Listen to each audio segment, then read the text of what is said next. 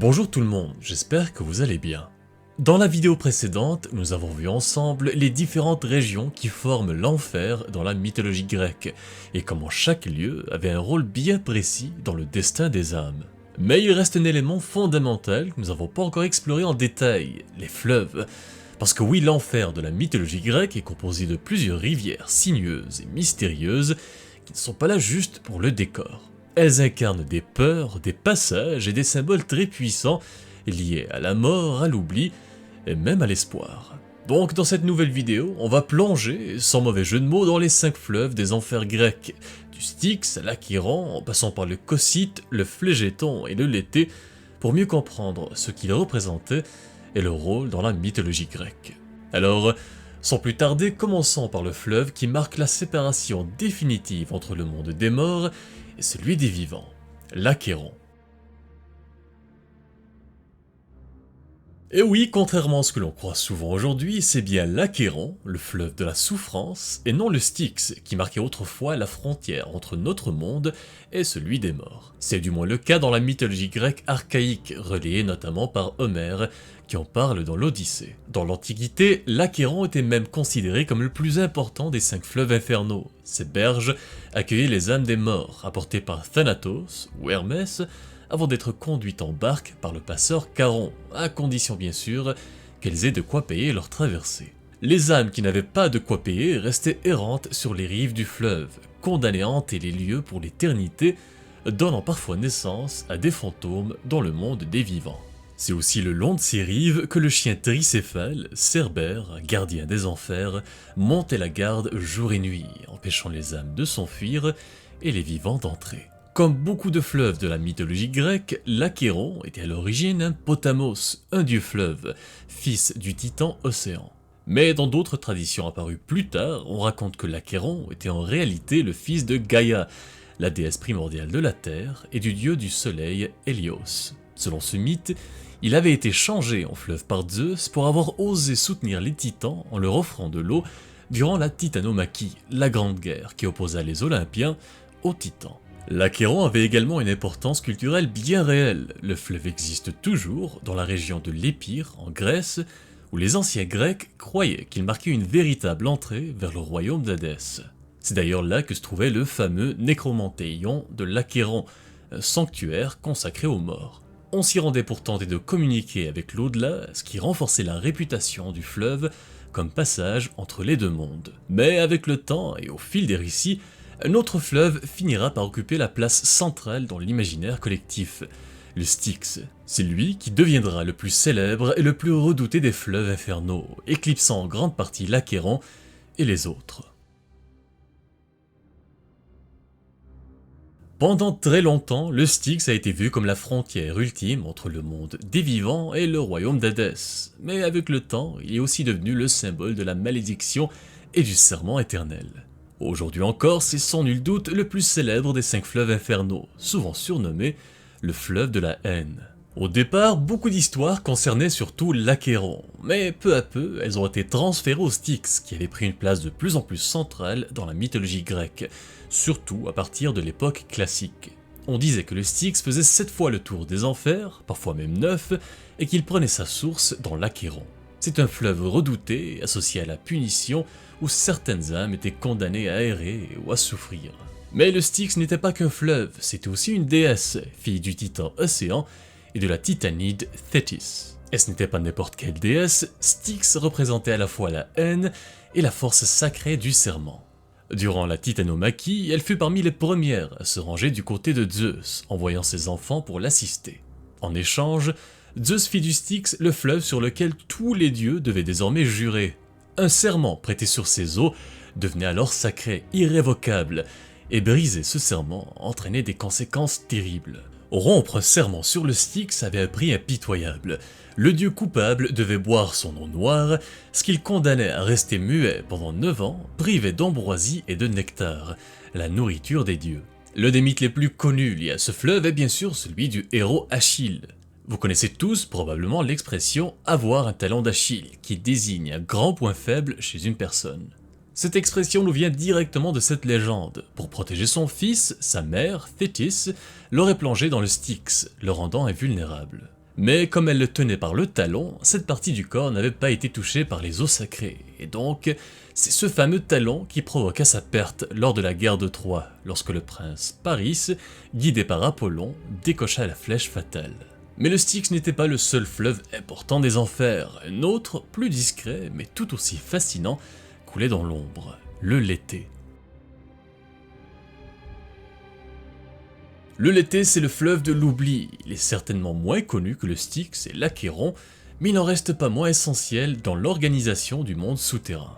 Dans l'au-delà grec, on disait qu'il coulait non loin du palais d'Hadès, sous l'ombre d'un grand cyprès noir, et qu'il serpentait autour de la grotte d'Hypnos, le dieu du sommeil. Ses eaux lentes et calmes faisaient naître un murmure si doux qu'il avait la réputation d'endormir quiconque l'entendait. Cela renforçait encore plus son lien avec le sommeil éternel et avec l'oubli. Le Léthé joue aussi un rôle central dans le destin des âmes, parce qu'on pensait que celles qui finissaient dans les champs d'Asphodèle, la plaine grise réservée aux âmes ordinaires, ni vertueuses ni criminelles, devaient boire ces eaux pour oublier leur vie passée parmi les vivants.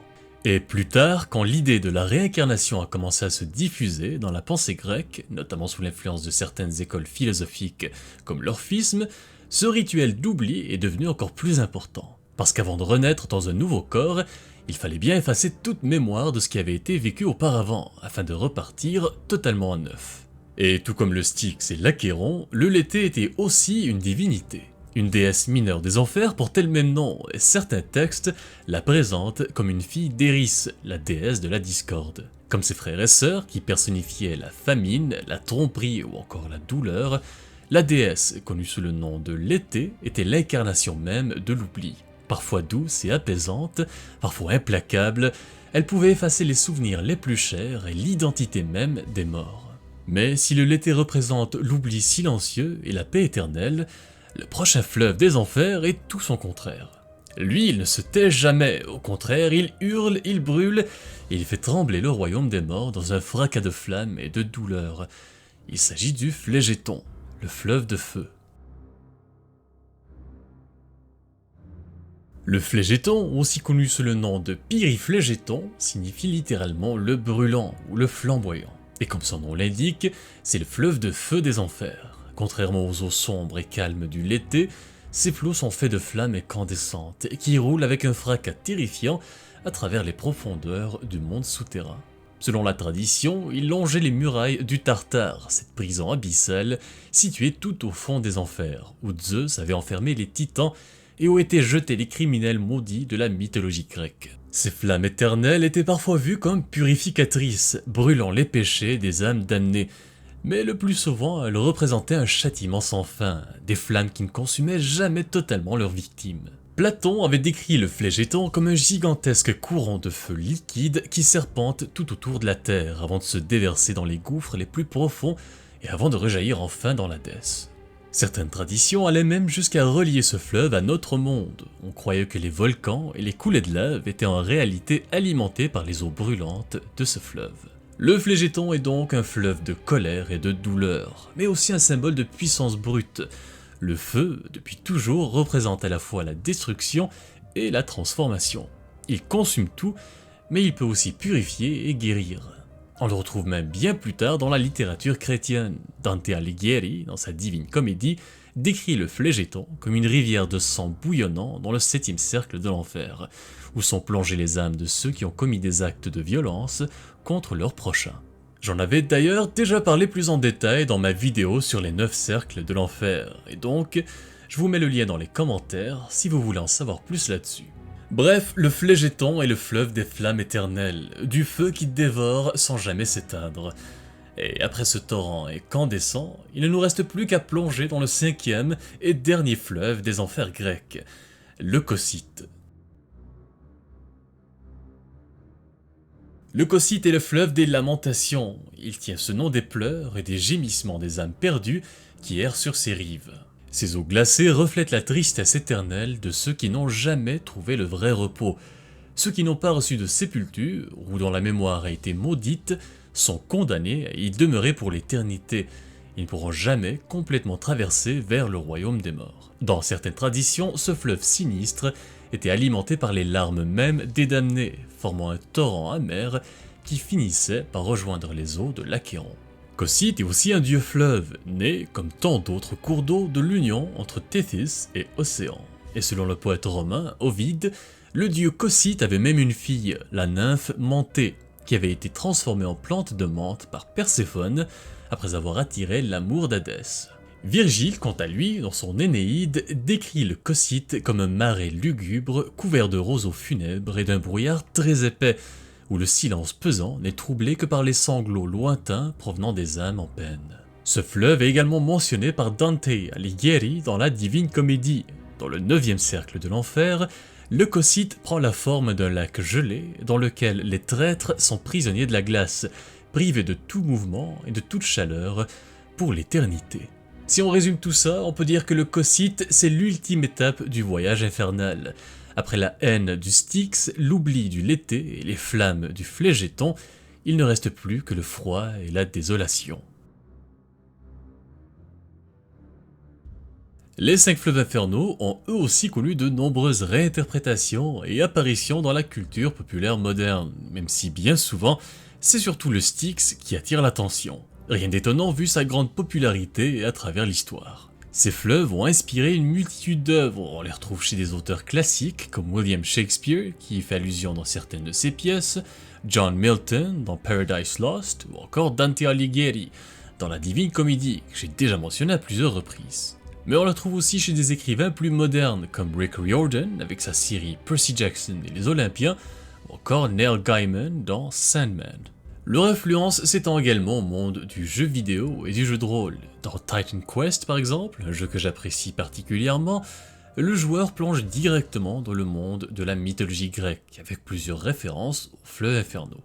Si ces fleuves de l'Antiquité nous parlent encore aujourd'hui, c'est parce qu'ils symbolisent des forces universelles, comme la peur, l'oubli ou la haine, qui sont des thèmes toujours bien présents et qui nourrissent notre culture moderne, et qui nous rappellent à quel point la mythologie reste vivante.